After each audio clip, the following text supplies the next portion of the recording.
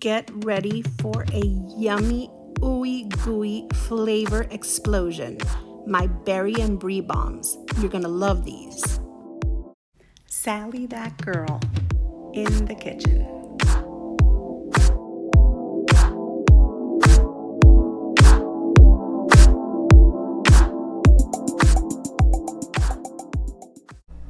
Hi everyone, and welcome to another episode of Sally That Girl in the Kitchen.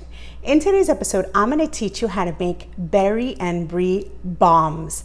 Oh my, are these yummy. Now, why do I call them bombs? Well, these little guys sometimes tend to explode a little bit when baking because we are going to stuff them with a big chunk of brie and 2 different kinds of jam that we're going to mix together, and we're going to create the most delicious little bomb you've ever tasted. And we're going to make the dough ourselves, which comes together in a snap, and then we're going to put them together, bake them up, and they're gonna be super yummy. So how do we avoid making a mess? Just be sure to use a pan that has sides. You can use a tray that has sides, or you can even use a baking dish and put these closer together and then just pull them apart as you serve them. However you choose to make them, they are going to be delicious, and whatever little cheese and jam that does ooze out is just going to become all the more caramelized in the oven. So you are going to love these, I have no doubt. So I'm super excited to teach you how to make them. So let's not wait another second and let's get started. For the dough part of today's recipe, you will need 2.5 cups of all-purpose flour, 1/2 teaspoon of salt, 1/2 cup of vegetable oil, plus another 1 tablespoon or so if needed, 1/2 cup of warm water, 1 egg, which we'll be using for an egg wash, and some coarse sea salt and dried rosemary for sprinkling on top. And for the filling part of today's recipe, you will need an 18-ounce round of brie. You will have a bit left over, 5 tablespoons of strawberry preserves, and 5 tablespoons of blueberry preserves. You will also need a cutting board and a knife, a pastry brush, a small bowl and a fork, a teaspoon and a couple of kitchen tablespoons, a medium-sized bowl and another small bowl, some dry measuring cups, some measuring spoons, a couple of wet measuring cups, some parchment paper, some oven mitts, and of course you'll need a tray with sides or a baking dish. You'll also need a large fork, such as a serving fork, which is my preferred tool, but you can also use a dough whisk. And you'll need either a rolling pin or a small handheld roller, but the truth is you can even make these by hand if you do not have a rolling pin. And you'll also need a long, thin knife and either some paper towel or a dough cover. I actually use both. So now that we have all of our ingredients and tools together, let's get started. So the first thing you're going to want to do is measure out your all-purpose flour, and you're going to add it to a medium-sized bowl, and then I'm just going to spread it out a little bit using my serving fork. And then right on top of that flour, I'm going to measure out my salt, and I'm going to add that in. And then, of course, once again, I just use my fork and I combine the two. You just want to make sure that that salt is well distributed amongst the flour. So now you're going to measure out 1/2 cup of oil, and you're going to take that oil, you're going to drizzle it all around the flour. And then what I'm going to do is I'm going to use that same fork to incorporate the oil. But what I'm looking to do is to make pebbles. So what exactly do I mean by that? You're going to notice that as you combine the flour and the oil, the color starts to change, and so does the texture. All of a sudden, we're going to start forming these little balls, these little pebbles that are becoming more of a sand color, and you're going to see less and less white flour, and instead you're going to see this sandy mixture. But sometimes when we measure out our flour, since we're not weighing it per se, we're just measuring it out, we can go a little heavy-handed. So you see how I use the side of my fork to kind of cut into the mixture and distribute that oil.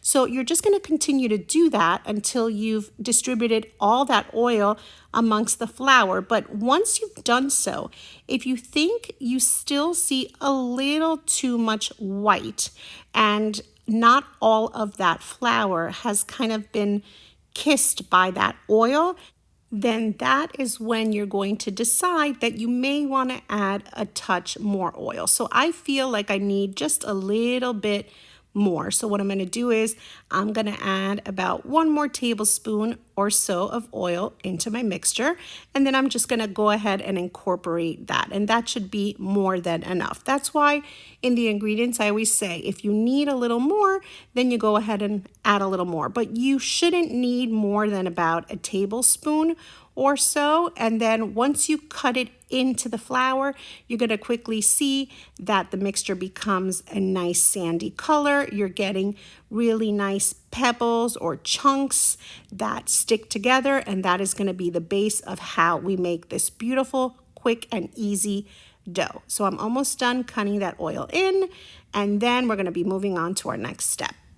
So now my mixture is where I want it to be. It's got the right color. It's got some nice little clumps that have formed. That's exactly what we're looking for. So now I'm going to measure out my 1/2 cup of water.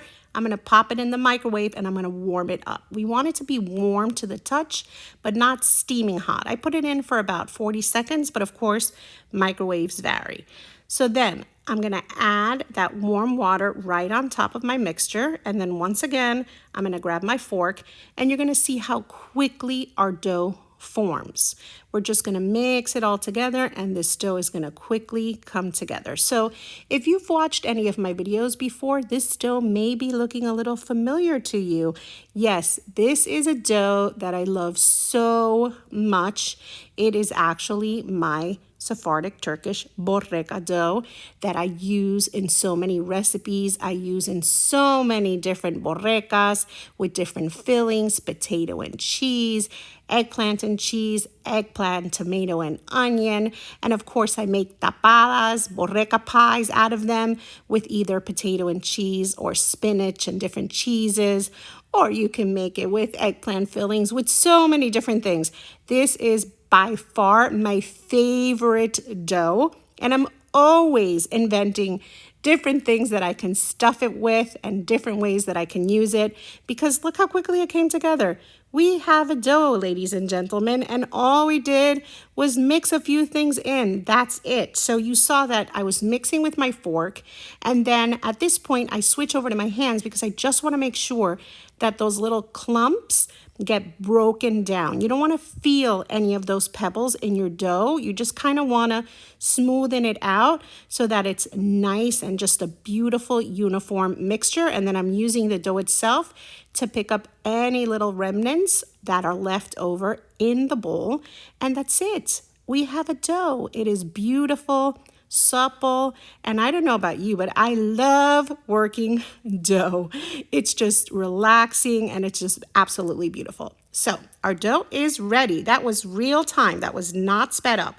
And all we're going to do is we're going to cover it. I'm using my dough cover, but you can use some paper towel or some saran wrap, whatever you prefer, and we're going to let it rest.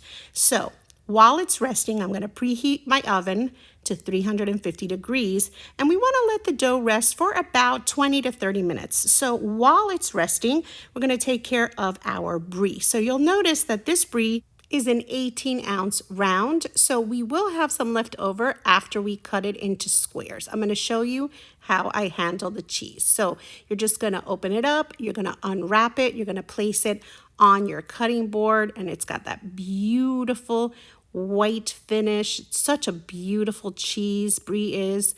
And then what I do is I just cut off 2 of the ends because I just kind of want to form a little bit of a rectangle to be able to cut squares out of my cheese. So what I do is, now that I formed that rectangle in the center, I'm gonna divide this rectangle into 3 parts. So I slice it once, and now I slice it again, and then I have 3 strips. So now I'm gonna move these 2 aside because I'm not gonna be using those 2 pieces in this recipe. This is more than enough cheese. So now I turned it on its side. I'm gonna give it 1 cut down the middle. Now I have 6 portions, and now each of these portions I'm going to cut into 3. So here we go. And then I'm gonna do the same with the other half. We have 3 rows here, and we'll have 3 rows here. And then what we've created is 18 squares of brie. So you ask, why 18? Well, because the amount of dough that we've created is enough for 18 Berry and Brie bombs. So we want to have enough for all of them. And of course, these 2 pieces I'm just going to put away because I'm not going to be using them in this recipe. And then I'm just going to very gently slice off just the end of both sides. Nice excuse for me to try this delicious Brie cheese that I love so much. So yummy and so creamy. Just to kind of square off those last pieces a touch. Yep. I'm gonna eat this little piece too. I'll sacrifice myself. Okay, so now we have 18 squares and we're good to go. We're gonna set these aside. Now we're gonna work on our preserves. We have strawberry and we have wild blueberry, which is a combination that I absolutely love. So you can eyeball this. You're just looking for equal parts of each of the preserves, or of course you can use your measuring spoons and then scoop out 5 tablespoons of the strawberry and 5 tablespoons of the blueberry, however you prefer. And then what I do is I just add them both to a bowl, and then I use my teaspoon to just mix them well together. I'm just creating a mixture of the strawberry and the blueberry. And I'll tell you, I made this combination for a baked brie that I made recently, and the flavor combination was so incredible. That's what inspired me to come up with these little Berry and Brie bombs, because it was just so tasty with that Brie cheese. And in this dough, wow, it's gonna be incredible. So our dough has rested. It's time to uncover it, and now we're gonna portion it. So of course, as I said earlier, I'm gonna be making 18 pieces so that I can form 18 Berry and Brie bombs. So how do I do that? I put the dough on my counter and I just kind of make it into a rectangular shape, very similar to what we did with our brie. And now I'm going to divide this dough into 3 parts because, of course, out of each of the 3 parts, then I'm going to be creating 6 pieces of dough so that I end up with a total of 18 pieces. So I'm going to put 2 of these aside and I'm going to show you what I mean. So I have 1 of my pieces, and then I'm going to work on this one first, and then I'm just going to split this one in half. And then from each half, I'm going to separate 3 pieces. So it doesn't matter what position you put the dough in. You just want 1, 2, 3, and on the other side, 1, 2, and 3. And then I'm just going to roughly form them into a little bit of a ball, hardly, because I don't really want to overhandle my dough, just roughly form them into a little ball, and then I'm going to throw them into my bowl. So now we have our first 6 pieces of dough that we're going to be using to make our beautiful Berry and Brie bombs. And then I'm just repeating the same exact process with that other third of dough. I split it down the middle, then each side I split into 3, and then just very gently made 6 little balls out of this second portion of dough. And then finally, I move on to that third piece of dough, and I'm going to do the same, and I'm going to end up with 18 pieces. This is a little trick that my grandmother taught me years ago, because it's easier this way to have our dough just pre-portioned, if you will, because then we don't have to wonder if they're all going to turn out similar in size. All of our Berry and Brie bombs will be quite similar in size because we pre-portioned portioned our dough and our cheese. So now I'm lining my pan with sides. Make sure you're using a pan with sides with some parchment. And now I have my dough and both of my fillings, my cheese and my delicious preserves that I combined. And now I'm going to be using some paper towel. You can use your dough cover, but when my hands are greasy, I prefer using paper towel to not get my dough cover all dirty. And then you want to keep it covered while you flatten out your dough. So I'm using the hard part of my hand, and you can, of course, use a rolling pin, or you can use a handheld roller. This dough is very supple, so even just using your hands is super easy to just stretch it out a bit. All you're trying to do is flatten it out a bit and just form a rough circle, because we're just going to be filling that circle in with our delicious cheese and our preserves. Now, I've created my circle, so what am I going to do? I'm going to grab my teaspoon, and then I'm going to add about a teaspoon's worth of these delicious preserves. And I'm just going to kind of spread them out a little, but I want to leave it right in the center because I don't want to bring it out to the ends, because I'm going to need that dough to wrap up these preserves and this cheese. So I will warn you, we are using big chunks of cheese. There will be some explosions. That's okay. Don't stress if you have cheese all over your pan. That's why I said if you want to do this in a baking dish instead, that's fine, because it's just going to become all ooey and gooey and delicious. So do not stress. You're just going to fold your dough over and you're going to pinch your dough together, and this dough really just sticks to itself. That's what's so great about this dough. And look how quickly and easily we formed our first Berry and Brie bomb. Now what you want to do is you want to place these on your prepared pan or your baking dish with the seam side down.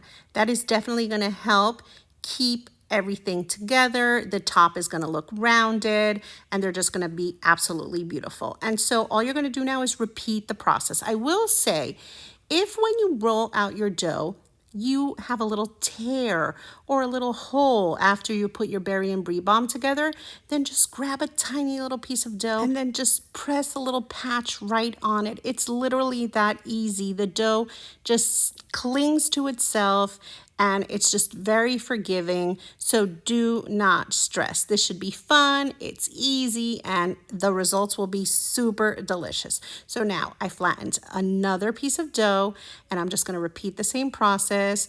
The berries go in the center, leaving a nice rim of dough around it. We're putting in about a teaspoon's worth, and I want to make sure to get a lot of those little pieces of blueberry, yummy, yummy. And then you just add another chunk of cheese right on top of those beautiful preserves. And then you just fold your dough up over the cheese to just envelop that yummy preserve mixture and that beautiful chunk of brie.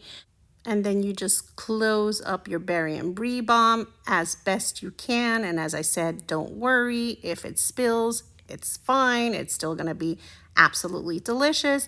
And you just place it seam side down onto your prepared pan. And then you just repeat the process over and over, of course, until you've formed 18 of these. Let me tell you, they come together super quickly.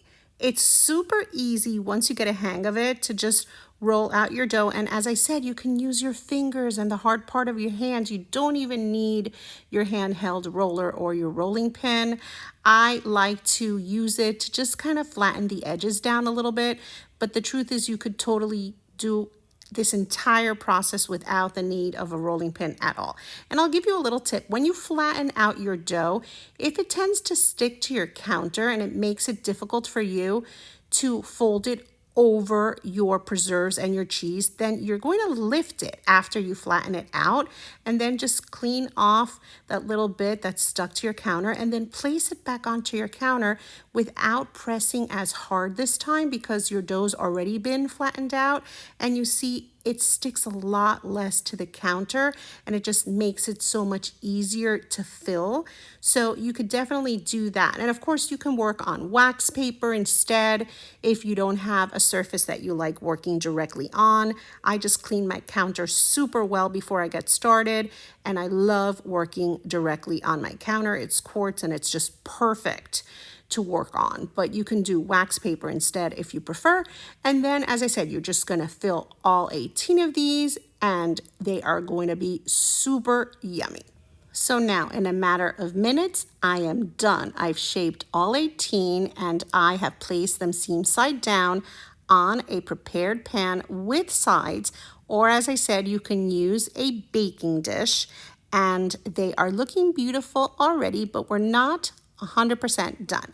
We are going to crack an egg into a bowl and we're going to beat it well, because we are going to be giving these guys an egg wash, because that's going to help give the dough a beautiful golden color as it bakes. So just beat your egg really well in a small bowl, and then we're going to use that egg to just paint all of these beautiful Berry and Brie bombs. And you'll notice that I also served a little bit of that coarse sea salt and some dried rosemary into little bowls, because I like to be able to pinch them. I find I have better control over how much I add to each of them when I use my hands and not shake them straight out of their containers. So now I'm going to use my pastry brush and I'm just going to give each of these some love with that beaten egg. It's really going to help our dough get beautiful and golden. And let me tell you, when we bake these guys, the color is going to be gorgeous and the aroma, wow, you're going to be dying to crack into one of them because they're absolutely divine. So now, once you give them all some love with that beaten egg, you want to make sure you get the sides, you get them all over. Then we're going to move on to give them a little sprinkle. So I'm going to do a touch of sea salt. We just want a little touch because I love that combination of the sweetness with a little bit of saltiness and of course a little bit of savory. It's just a flavor bomb that you are absolutely going to love. And this dough is not salty at all. So this little touch of that little crusty sea salt really elevates the flavors. So now I'm going to be using dried rosemary for this because I just think it works really, really great. The combination of those preserves and the cheese and that little bit of salt with the rosemary, wow, it is such an incredible flavor profile. But of course, I do recognize not everyone loves rosemary. I didn't even like it growing up. And the truth is I developed a love for it as I got older. But if you're not a huge fan of rosemary, then of course you can skip it, or you can go with whatever dried herb you really love. If you want to use thyme or oregano or some dried basil, whatever you prefer, that's fine too. But I'm telling you, if you are a fan of rosemary, this combination of flavors is super yummy. I wouldn't skip it and I wouldn't want to miss it. So now all that's left to do is to come in with your long, thin knife, and you're going to give each of these Berry and Brie bombs just a little prick so that it can ventilate as it bakes. But I warn you, they will spill, they will explode. They are bombs after all. So it's okay. That's why I tell you it's important for you to use a pan that has sides, because there will be some spillage and that's totally okay. That's actually expected, and it's delicious and it's yummy and it's gooey and it's perfect. So give them all a little pinch, then they're ready to go. And then we're gonna grab our tray and we're gonna stick it in the oven, and we're gonna make sure to place it on a center rack. Our oven is now nice and hot. We're gonna close our door and we're gonna set a 25-minute timer to allow these guys to cook. And when they are ready, yes, they look a little messy, but that's okay, because that ooey gooiness, cheesiness, that yummy preserves, those berries are everywhere. There's a flavor explosion going on here, But trust me, it's a flavor explosion you're not going to want to miss. They are so delicious. And as I said, some of them popped, some of them oozed. It's okay. Once I let them sit for a little bit, I'm just going to use a couple of spoons to help me remove them from the hot tray and place them on my serving platter. And if you have a bunch of cheese that's spilled out, then use your spoons to scoop that cheese out too, and just kind of press them onto the sides of these Berry and Brie Bombs, because once these sit for a little bit, that melted cheese and that little bit of preserves that has popped out will just set, and then you'll be able to just scoop these up and serve them on a platter. These are super, super yummy, but be careful when they are hot. So look at how gorgeous these little guys look. Yes, okay, they make a little bit of a mess on your tray. Yes, they explode a little, but that's why we call them bombs, because yes, they explode, but guess what? They're also flavor bombs. They're so crazy good. So tasty. I know these are going to fly around here. And you saw how quickly we brought them together. And it's a cute little appetizer or snack. And it's completely different and unexpected. And the addition of that rosemary and little bit of coarse sea salt on top just gives it such a delicious flavor profile that I know everyone is going to love. They're yummy, gooey, delicious, and I just cannot wait to take a bite. I'm literally salivating as I speak because I am so excited. So look at the bottoms. You see, they're a little bit messy. That's okay. They're supposed to be. They're filled with preserves and Brie cheese. But they are so delicious. That dough is flaky and perfect, and it's filled with yumminess with those delicious berries and that yummy rosemary on top. And look at how flaky this dough is. Let me show you. Look, just by touching it, it flakes off. It is super, super yummy, warm, melty, inviting. So flavorful. If you are a fan of baked brie with preserves of any kind, you're going to love these guys. They're warm and melty, and that combination of sweet and savory is just absolutely perfect. Yes, I recognize I'm making a mess, but this is a messy recipe, so who cares? It's tasty. So perfect with that cheese and those berries.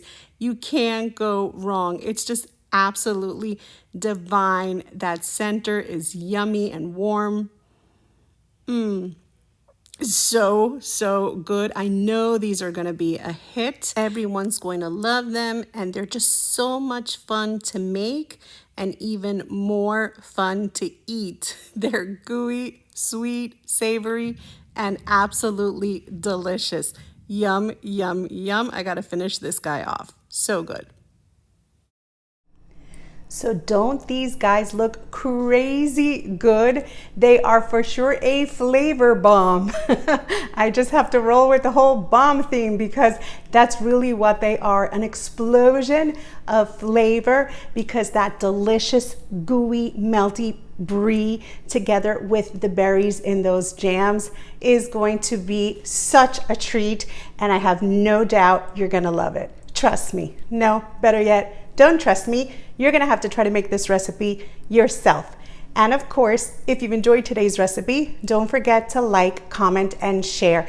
Thank you so much for liking my videos, for writing a little comment, for sharing them with your friends. It means the world to me, and it's what keeps me going, so thank you so very much.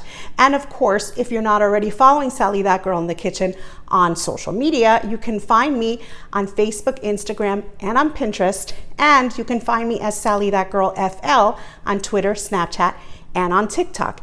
And of course, if you haven't already subscribed to Sally That Girl in the Kitchen on YouTube, what are you waiting for? I'm putting up videos constantly. And if you go over to my video tab and explore there, underneath that tab that says video up at the top, all of the video recipes that I've put out, which are tons of recipes. They're all there for you to enjoy and refer back to at any time. So make sure you check those out. Thank you so much for watching, and I'll see you next time. Sally, that girl in the kitchen.